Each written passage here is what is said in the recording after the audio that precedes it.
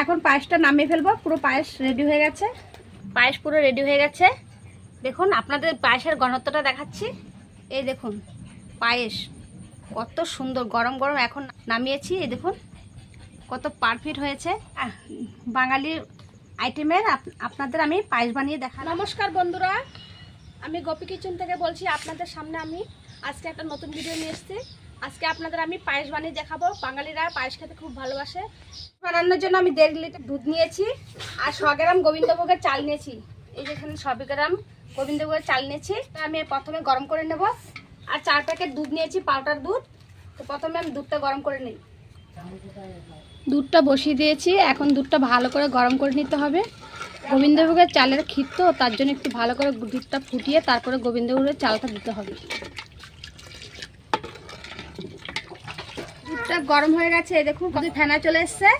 এখন গোবিন্দভোগের চালগুলো আমি ধুয়ে দিয়ে দেবো। ভিজে নিয়েছি, এখন ধুয়ে পায়েসের মধ্যে দিয়ে দেবো। তো ধুয়ে ভালো করে ধুয়ে দিয়েছি।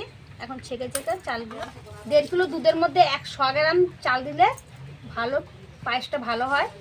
তাই আপনারা 1.5 কিলো দুধের মধ্যে 100 গ্রাম চাল দেবেন। 1.5 কিলোর মধ্যে 100 গ্রাম চালেই পারফেক্ট পায়েসটা ভালো হয়। 100 গ্রাম চাল আমি এখন দিয়ে দেবো দুধের মধ্যে। চালগুলো দিয়ে দেবো, গোবিন্দভোগের চালগুলো। চালটা দিয়ে ভালো করে দুধটার সাথে চালটা ভালো করে মিশিয়ে দিতে হবে। আর চালটা দিয়ে সাথে সাথে আমি 100 গ্রাম চাল দিয়েছি।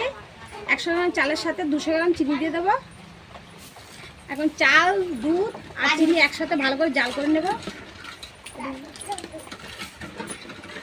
দুধ, চিনি, চাল ভালো করে আমি জাল করে নেব। যতক্ষণ না দুধ পায়েসটা গাঢ় গাঢ় হচ্ছে ততক্ষণ আমি ভালো করে জাল করে নেব। কাজুগুলোকে জলের মধ্যে আমি ভিজিয়ে রেখেছি। এখনও কাজুগুলোকে আমি মিক্সির মধ্যে পিষে নেব।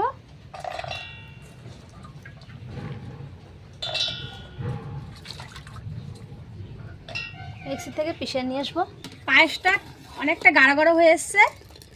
এখন আমি দিয়ে দেব 4 প্যাকেট যে আমি গুঁড়ো দুধ রেখেছিলাম, সেই 4 প্যাকেট গুঁড়ো দুধ আমি দিয়ে দেবো। এখন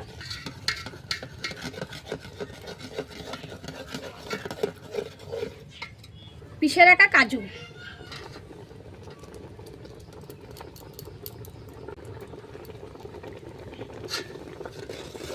এখন ভালো করে পায়েসের সাথে কাজু আর গুঁড়ো দুধ মিশিয়ে নেব।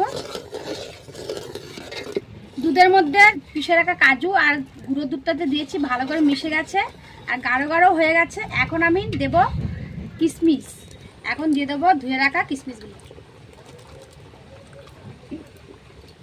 এখন কিশমিশগুলো দিয়ে আমি জাস্ট 5 মিনিট পায়েসটা জাল করে নেব, তারপরে নামিয়ে ফেলবো।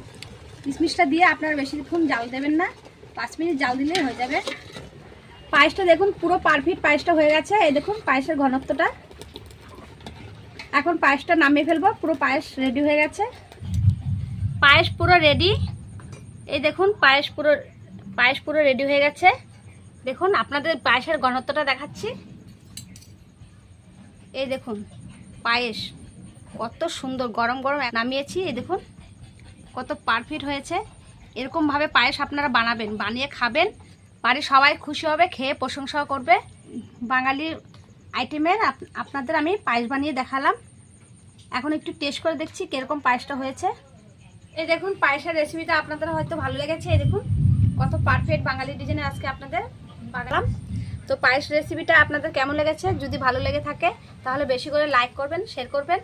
আর নিত্য নতুন রেসিপি দেখার জন্য আমার পাশে থাকবেন।